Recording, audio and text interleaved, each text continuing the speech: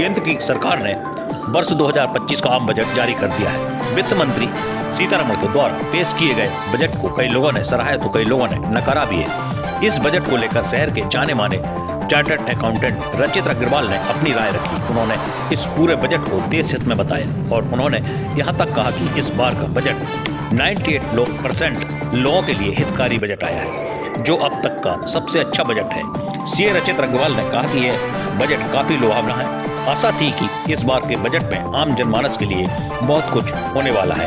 अगर हम बात करें कि जिस देश में 1 लाख आय वाले को टैक्स फ्री कर दिया है तो यह बड़ी बात है।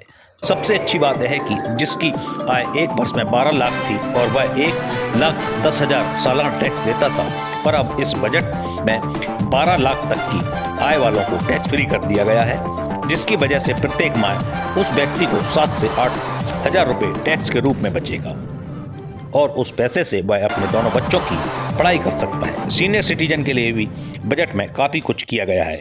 टीडीएस पर भी ब्याज कटता था, उन्हें रिफंड लेना पड़ता था, इससे सीनियर सिटीजन को राहत मिली है। अगर बात करें छोटे दुकानदारों की तो 30,000 तक का क्रेडिट कार्ड देने की बात कही गई है, जिसका यूपीआईडी से पेमेंट होता है। ऐसे दुकानदारों को बड़ी राहत होगी।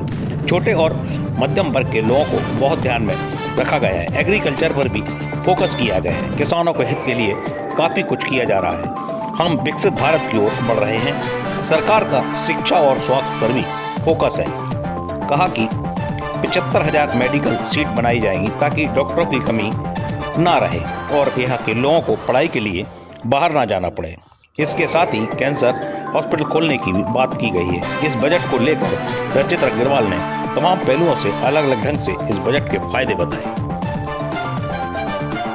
वर्ष 2025 का बजट जो आया है निर्मला सीतारमण जी द्वारा, वो बजट काफी लुभावना है और जैसा कि आशा थी कि इस वर्ष के बजट में आम जनमानस के लिए बहुत कुछ होने वाला है। तो अगर हम बात करें जिस देश में आज की डेट में 1 लाख रुपए महीने की आय बहुत बड़ी बात होती है, उस देश में 1 लाख रुपए महीने को टैक्स फ्री कर देना ये बहुत ही ज्यादा हेल्प करेगा सभी के लिए। मतलब ये इतना आम जनमानस के लिए इतना हेल्पफुल है कि आज की डेट में अगर किसी की आय 12 लाख रुपए तक है तो जो 1.25 लाख रुपए का टैक्स देता था वो टैक्स अब 0 हो गया और जिसकी आय 24 लाख रुपए तक है उस पर 1,10,000 रुपए का टैक्स कम हो गया। तो मोटा मोटा माना जाए कि अगर 12 लाख रुपए की इनकम पे आपको 7-8 हज़ार रुपए महीने का टैक्स कम हो जाने का मतलब है कि आपके 2 बच्चों की पढ़ाई लगभग फ्री हो गई। तो ये टैक्स जो है जो बच रहा है ये सरकार द्वारा एक बहुत अच्छा कदम लिया गया। इसके अतिरिक्त सरकार ने जो अच्छे कदम लिए उनमें इस स्लैब को बढ़ा देना और जो सीनियर सिटीजन है उन पे डबल एग्जेम्पशन कर दी टीडीएस पे। तो आज की डेट में जिनका 50,000 रुपए ब्याज पे टीडीएस कट जाता था और उन्हें फिर रिफंड लेना पड़ता था, तो सीनियर सिटीजन के रूप में आज 50,000 को 1 लाख कर देने से वो सीनियर सिटीजन जिनका मान लो 8-10 लाख रुपए की एफडी है, एक इनकम आती है 8-10 हज़ार महीने की, तो उस पर टैक्स जो है अब कटना बंद हो गया और इनसे उन्हें आसानी होगी। ऐसी किराए पे उन्हें 2,40,000 रुपए सालाना पे पहले टैक्स कटता था, टीडीएस कटता था, अब उसको 6 लाख रुपए कर दिया, 50,000 रुपए महीना कर दिया। तो आज की ने 20-25 हज़ार रुपए किराया बहुत आम था, उस पर टीडीएस कटता था तो दिक्कत होती थी। अब वो टीडीएस 50,000 रुपए कटने से लोगों को बहुत सहूलियत होगी। इसके अतिरिक्त उनने छोटे दुकानदारों के लिए 30,000 रुपए का जो क्रेडिट कार्ड है, जो उनने यूपीआई लिंक क्रेडिट कार्ड देने की बात की है, इससे पहले वो पीएम स्वनिधि लाए थे जिससे बहुत सारे स्ट्रीट वेंडर्स को फायदा हुआ था। अब वो बेनिफिट जो है बहुत सारे लोगों तक पहुंचेगा जो एक्चुअल में व्यापार करना चाहते हैं और जिनका यूपीआई से पेमेंट आता है, क्योंकि आजकल हर कोई फल वाला हो या कोई भी हो अपना यूपीआई रखता है और उसमें बहुत बेनिफिट होगा छोटे वर्गीय जिनको बिल्कुल बेसिक दुकानदार कहते हैं, पटरी वाले। इसके अतिरिक्त अगर आप इससे बड़े दुकानदारों पे आ जाओ तो उन्हें 5 लाख रुपए तक के लिए क्रेडिट कार्ड देने की बात की है सरकार ने, जिससे कि छोटे जो दुकानदार हैं जिनको अभी तक फंड नहीं मिल पाता था वो एक क्रेडिट कार्ड ले सकते हैं और उससे उनका धंधा बढ़ सकता है। तो अगर बजट की कहा जाए तो बजट ने जो टारगेट किया है वो इंफ्रास्ट्रक्चर पे तो ध्यान दिया ही दिया है उनने कि इंफ्रास्ट्रक्चर इस देश का बढ़े और हम डेवलप नेशन की तरफ, विकसित भारत की तरफ जाएं। और इसके साथ साथ उनने छोटे और मध्यम वर्गीय लोग का बहुत फायदा किया है और बहुत ध्यान रखा है। अगर और एक बड़ी बात देखी जाए जो हम लगातार पिछले 6-7 बजट से देख रहे हैं कि एग्रीकल्चर पे हमारा फोकस लगातार बना हुआ है और कृषि के रूप में अगर हम देखें तो आज भी इस बजट ने भी उनने कृषि में बहुत सारी बदलाव लाए हैं। जिसमें सबसे बड़ा बदलाव है कि पल्सेस, जो कि हमारे यहाँ दालें होती हैं, उन दालों में हमारी आत्मनिर्भरता बनी रहे, उसके लिए एक सपोर्ट सिस्टम उन्होंने बनाया है और वहां पे पैसा दिया है कि वो ट्रेनिंग भी हो जाए और उनको उस चीज के लिए सहायता भी, वित्तीय सहायता भी मिले। तो ये चीज भी किसानों के रूप में बहुत फायदा करेगी और किसानों के लिए रोजगार, लगभग 2 करोड़ किसानों के लिए एक रोजगार पैदा करेगी, जिसमें 100 जिले उन्होंने चूज किए कि 100 जिले वो बनाएंगे जिनमें वो ग्रीन फील्ड प्रोजेक्ट्स ही करेंगे। साथ ही साथ जैसे कि यूरिया की बात की, अगर आप किसी कृषि की बात करें तो यूरिया का प्लांट सेट करने की बात की हमने, आसाम में बड़ा प्लांट, तो वो भी बहुत सारे रोजगार पैदा करेगा।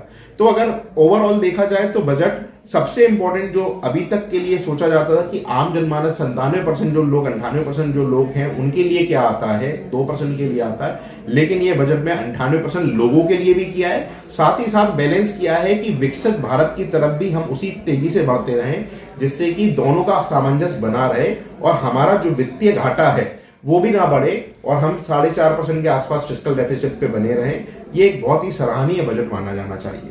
रचित जी, शिक्षा और स्वास्थ्य के लिए क्या बजट में आया?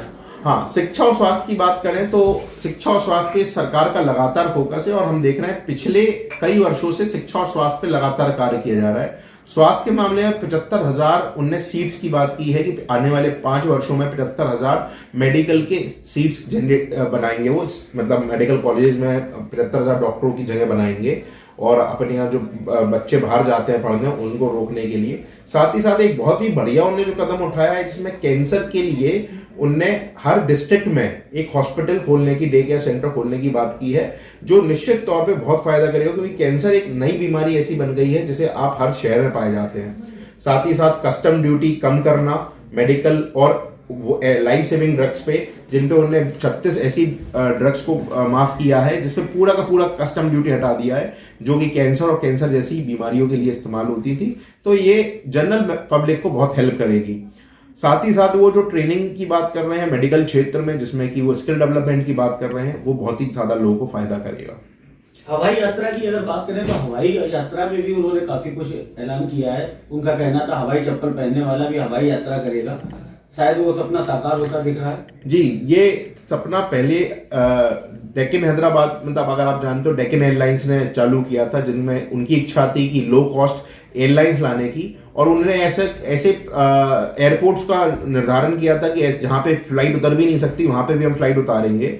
और इसी को आगे ले जाते हुए इस देश में आज की डेट में जो इस सरकार का है कि 4 करोड़ एयरलाइंस वाले पैसेंजर को हम ले जाएंगे। तो इसका मतलब है कि जो आज ट्रेन में सफर कर रहा है वो हर आदमी एरोप्लेन से सफर करेगा। इसके लिए उन्होंने ये भी निर्धारित किया कि हर छोटे शहरों को भी हम एयरपोर्ट्स देंगे और एयरपोर्ट से जोड़ेंगे। अगर हम इंटरनेशनल नहीं जोड़ सकते तो हम डोमेस्टिक एयरपोर्ट जोड़ेंगे और हर शहर में आपका विकसित, क्योंकि विकसित देश तभी हो सकता है जब आप किसी भी शहर में जाना चाहो 1 घंटे में पहुंच जाएं, तभी आप ग्लोबल पहुंच पाएंगे। और ये इस सरकार की महत्वपूर्ण सोच है कि जिसके थ्रू हम विकसित भारत की तरफ जा सकते हैं और हर शहर में वो एयरपोर्ट बनाने की भी बात कर रहे हैं।